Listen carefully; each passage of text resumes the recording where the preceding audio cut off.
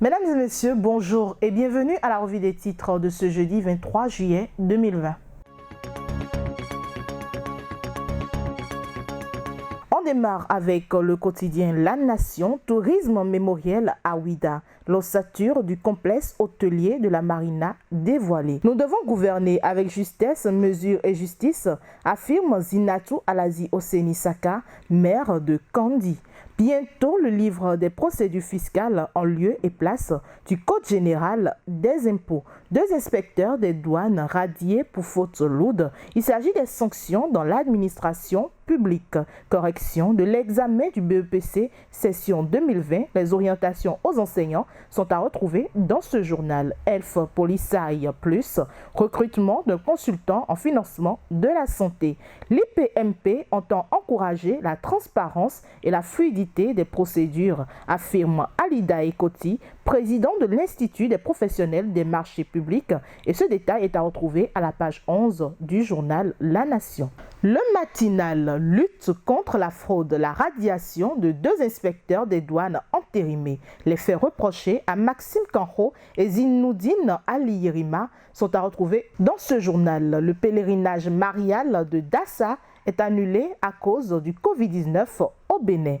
Conseil des ministres, le contenu du complexe hôtelier de la Marina dévoilé, les infrastructures de débarquement des produits halieutiques autour du lac Aimé sauvé, le livre des procédures fiscales pour améliorer le climat des affaires également est à retrouver dans ce journal. Le Béninois libéré, développement à la base dans le 11e arrondissement de Cotonou, la conseillère à Ouandobo, très fidèle à ses engagements, refonte du Code général des impôts et rédaction de livre des procédures fiscales, la DGI de Lienoussi améliore le climat des affaires. Polémique autour du prélèvement de 15% annoncé sur les gains emportés à la LNB. Zosu éclaire la lanterne des populations. Lancement de la plateforme e-résultat ce jour. Aurélie Zoumarou ouvre un portail numérique aux candidats. Session d'infrastructures de débarquement de produits halieutiques, de nouveaux emplois en perspective.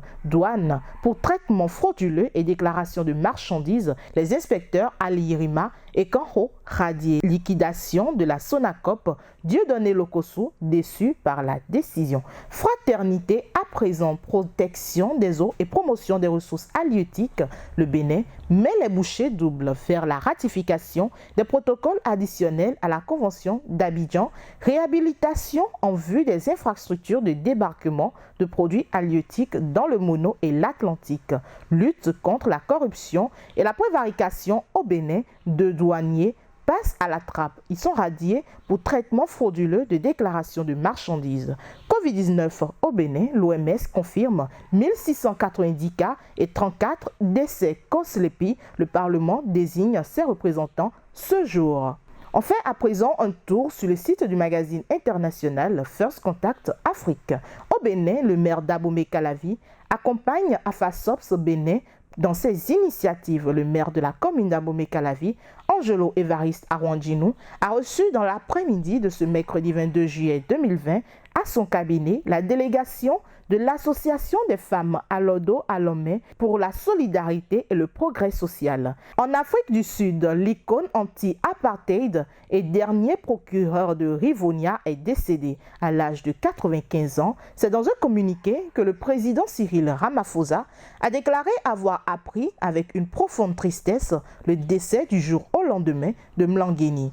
Andrew Mlangeni, pilier de l'ANC, a été admis mardi à l'hôpital militaire de Tabat-Chouane, Pretoria, suite à une plainte abdominale. Présidentielle en Côte d'Ivoire, l'ex-ministre des Affaires étrangères a annoncé sa candidature. Marcel Amontano est candidat à la présidentielle du 31 octobre. Il a officiellement annoncé sa candidature ce mercredi. Marcel Amontano se positionne comme le trait d'union entre tous les Ivoiriens. Affirmant mettre ses expériences acquises au service de son pays, l'ex-ministre candidat estime la Côte d'Ivoire a besoin de quitter définitivement les sentiers improbables de la discorde et de la division. Au Nigeria, filière cacao, une usine de transformation sera lancée. Une usine de transformation de cacao implantée dans l'état du Cross River au Nigeria va démarrer ses activités en août prochain, a informé le commissaire chargé de l'industrie de la région.